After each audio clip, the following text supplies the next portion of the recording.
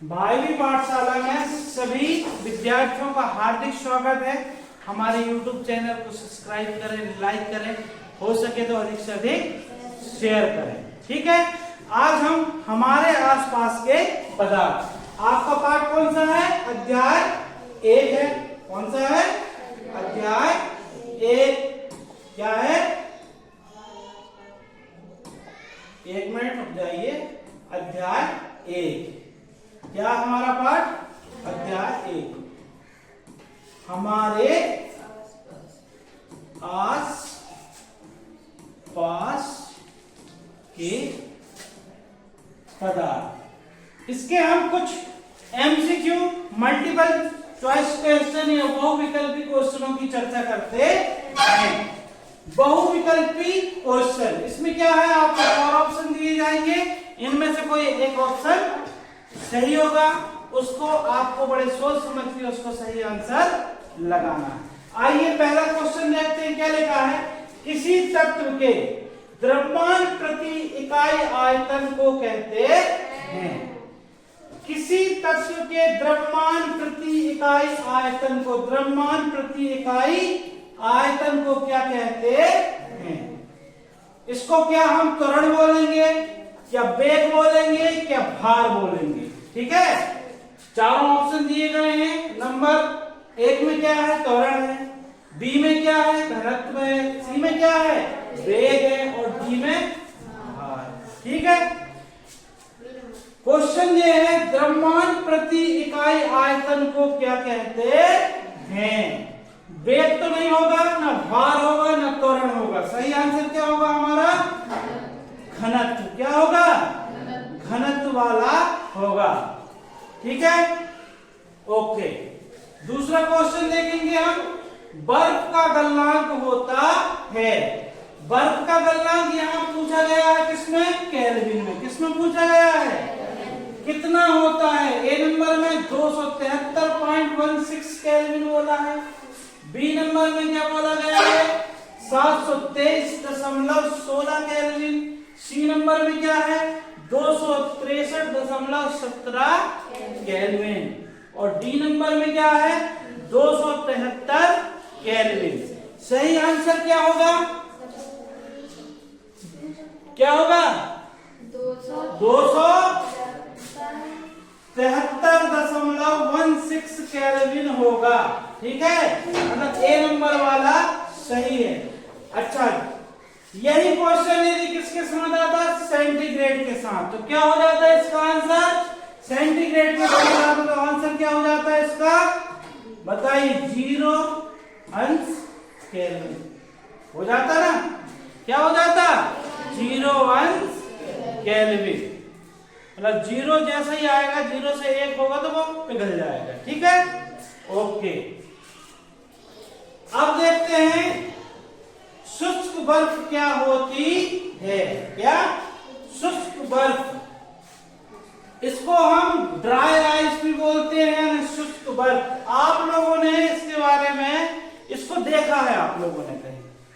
आप जब शादियों में जाते हैं, किसी इवेंट में जाते हैं, तो आप देखना जहां पर हम दुल्हन और दूल्हा जो आते हैं, तो वहां पर देखना एक धुआं उठता हुआ, या कई बार कोई इवेंट देखा होगा, कार्यक्रम चलता है स्टेज में, तो वहां पर धुआं उठता है। क्या उठता है? धुआं उठता देखा है ना? तो वो धुआं काय का रहता है? वो इसी शुष्क बर्फ का होता है। इसे क्या बोलते हैं हम? क्या ठोस कार्बन डाइऑक्साइड बोलेंगे, क्या नाइट्रोजन ऑक्साइड बोलेंगे, क्या कार्बन मोनोऑक्साइड, या इनमें से कोई नहीं? बताइए क्या होगा इसका? ऑप्शन होगा नंबर 1। क्या बोलते हैं?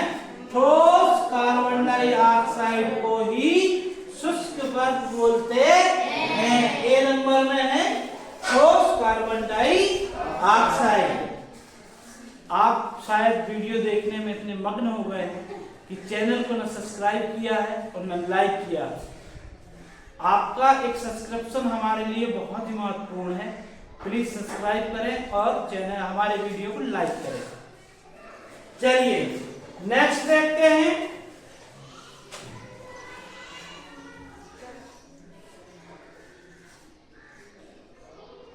नेक्स्ट देखते हैं 4 नंबर में। ठीक है, निम्न में से किस अवस्था के कारण सूर्य और तारों में, किसमें, सूर्य और तारों में, सूर्य और तारे आपने देखा होगा, दिन में सूर्य को देखा होगा, रात में तारों को देखा होगा, उसमें क्या होती है, जो चमक होती है, क्या होती है, चमक। यह चमक किस कारण होती है, किसके कारण होती है? आपके ऑप्शन है, ए नंबर में क्या दिया है, ये ठोस है, दूसरा क्या है, द्रव है, तीसरा क्या है, प्लाज्मा, और चौथा क्या है, गैस। तारों में यह चमक किसके कारण होती है बच्चों? इसका आएगा सी नंबर सही है। कौन सा है, सी नंबर, मतलब प्लाज्मा के कारण, प्लाज्मा के कारण। यह भी पदार्थ की एक अवस्था है, यह क्या है, पदार्थ की एक अवस्था है, प्लाज्मा। ठीक है, इसी के कारण हमारे सूर्य हो या तारे हो, इसमें चमक पाई जाती है। चलिए नेक्स्ट क्वेश्चन देखते हैं। डिटॉल की बूंद को जल में मिलाने पर कौन सी परिघटना होती है? डिटॉल आपने सबने देखा होगा, डिटॉल को, ठीक है, जानते हैं। इसको कभी कभी आपने बाल्टी में डाला होगा, इसमें डाला होगा, बाल्टी में, तो आप देखते हैं डिटॉल जो हल्की काली सी होती है ना, तो जैसे पानी में जाती है तो वो देखो धीरे धीरे फैलने लगती है। इस परिघटना को क्या कहते हैं? इस परिघटना को क्या कहते हैं? क्या इसको परासरण कहते हैं? बी नंबर में विसरण दिया हुआ है, क्या इसको ऊर्ध्वपातन कहते हैं? इनमें से कोई नहीं। परासरण में क्या होता है कि एक झिल्ली के आर पार कोई चीज चली जाती है, जैसे पानी हुआ, ठीक है।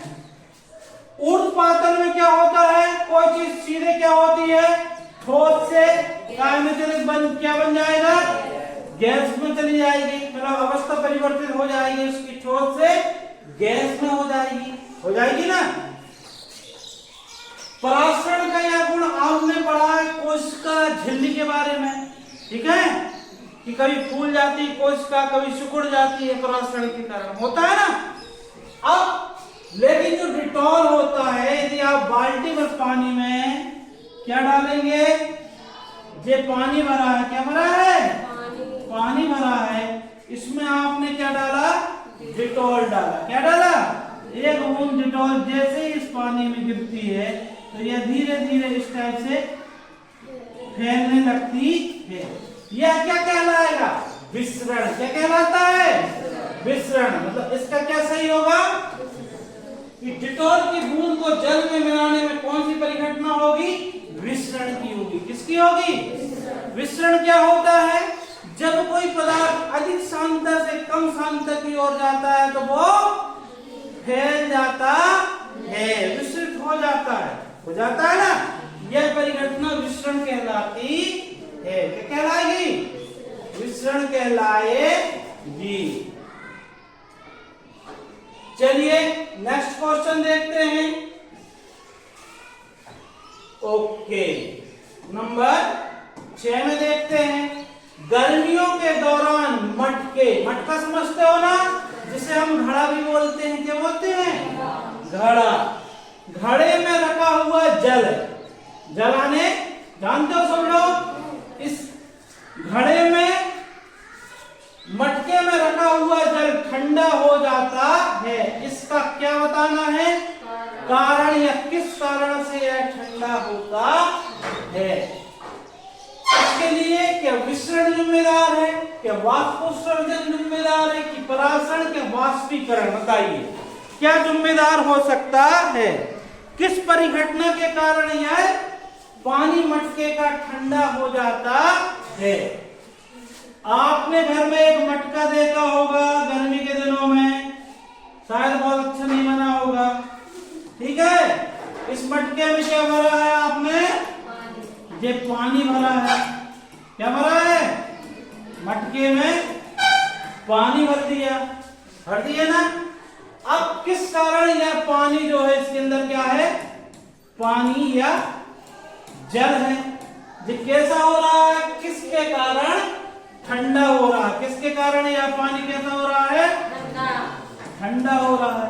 क्या होता है, मटके में बारीक बारीक क्या होते हैं बच्चों, छिद्र होते हैं। क्या होते हैं, बहुत बारीक बारीक छिद्र होते हैं जो हमारी आंखों से दिखाई नहीं देते। जिससे क्या होता है, इस मटके के अंदर से क्या होता है, हल्के हल्के पानी की बूंदें बाहर निकल जाती हैं। पानी की बूंदें बाहर इस प्रकार निकल जाती हैं। अब क्या होता है, ये पानी की बूंदें क्या करती हैं, अंदर वाले पानी से, अंदर वाले ऊर्जा लेकर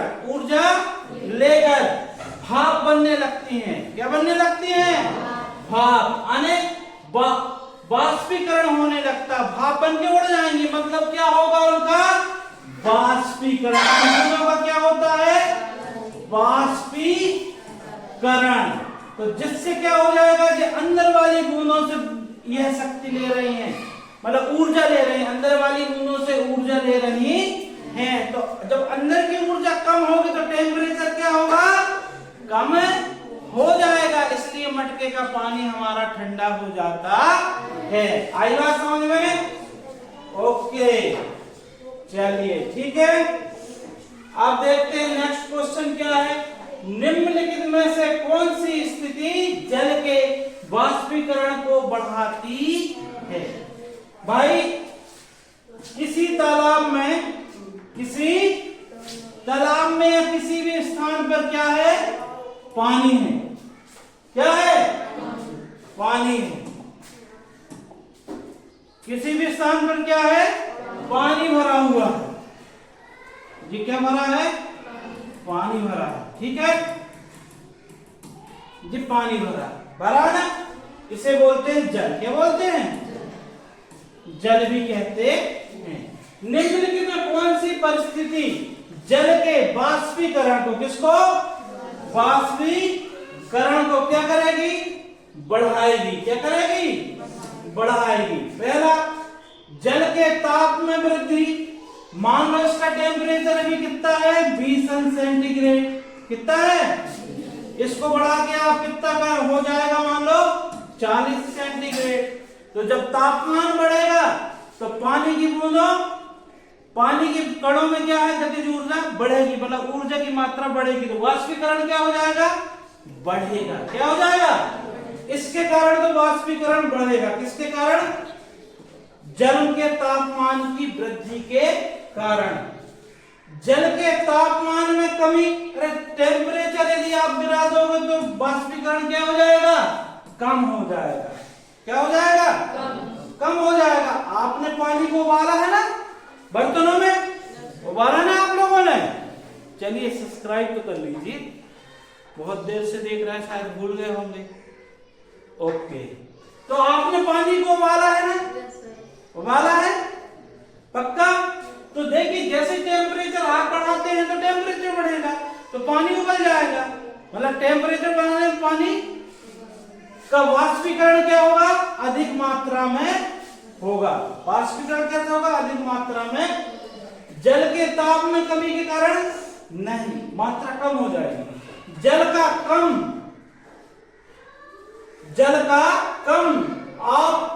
आवृत सतह क्षेत्र, मतलब कि इसका जो क्षेत्र यदि मान लो छोटा हो जाए, कैसा, अभी मान लो इतने एरिया में फैला हुआ है ना, मान लो इसको आप क्या कर दें, इस छोटे से एरिया में पानी को भर दें, ठीक है।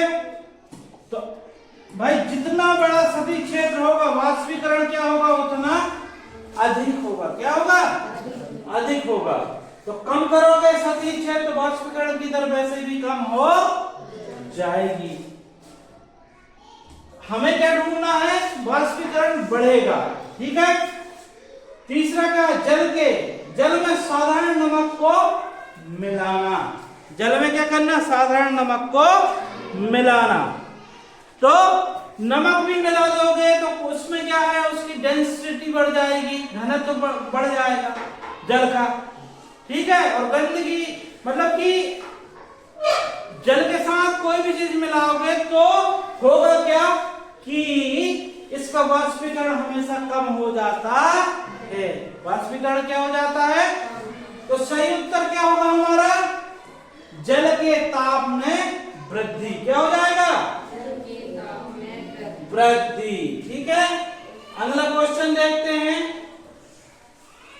निम्नलिखित में से कौन सा ऊर्ध्वपातन पदार्थ नहीं है? ऊर्ध्वपातन पदार्थ नहीं है। कौन सा ऐसा पदार्थ है ऊर्ध्वपातन? ऊर्ध्वपातन का मतलब समझते हो ना? क्या होता है जब कोई पदार्थ क्या हो? जब कोई पदार्थ ठोस से सीधे काय में चला जाता है, गैस में अवस्था परिवर्तन कर लेता है। ठीक है, अवस्था का परिवर्तन ठोस से गैस में कर लेता है। तो इनमें से कौन सा नहीं है? क्या आयोडीन, कपूर, अमोनियम क्लोराइड और नमक? आयोडीन, कपूर, अमोनियम क्लोराइड और नमक कौन नहीं है? देखो, ऊर्ध्वपातन का गुण आयोडीन दर्शाएगा, कपूर भी दर्शाती है ना, और अमोनियम क्लोराइड भी दर्शाता है। लेकिन हमारा जो नमक होता है क्या है? नमक, मतलब डी नमक में ऊर्ध्वपातन का गुण नहीं पाया जाता है। ऊर्ध्वपातन का गुण नहीं पाया जाता है। अगला देखिए, 9वें नंबर में क्या है? द्रव धातु का नाम। द्रव धातु का नाम। द्रव धातु का नाम। ठीक है, द्रव धातु का नाम क्या बच्चे?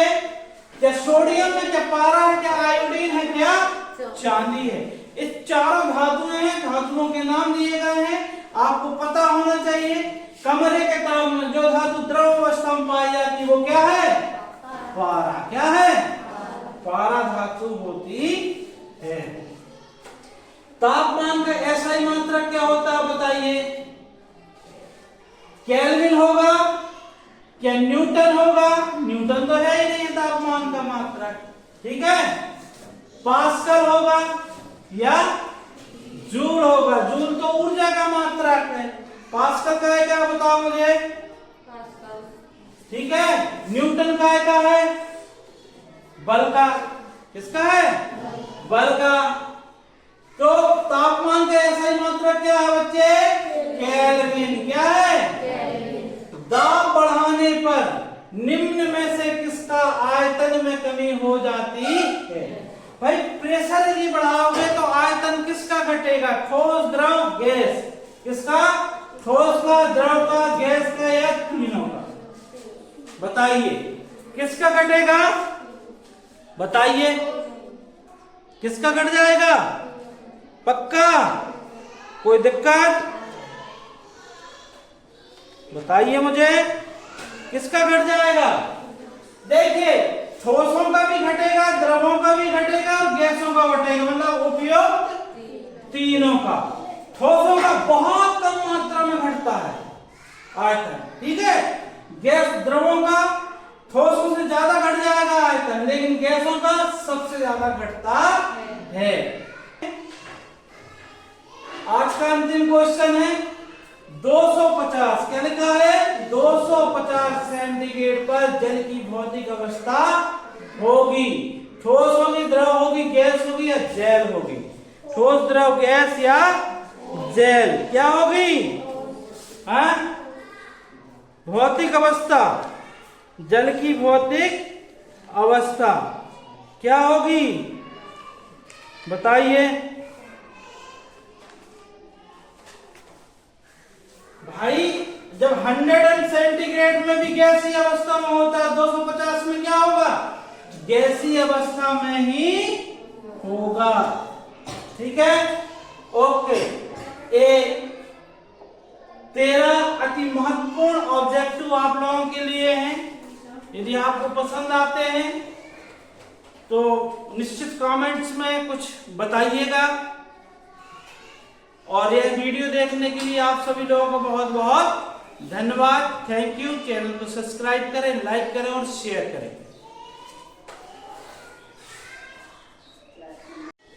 देखिए क्वेश्चन 12 में क्या है कि 100 सेंटीग्रेड पर जल की भौतिक अवस्था क्या होगी? क्या ठोस होगी, क्या द्रव होगी, क्या गैस होगी, क्या प्लाज्मा?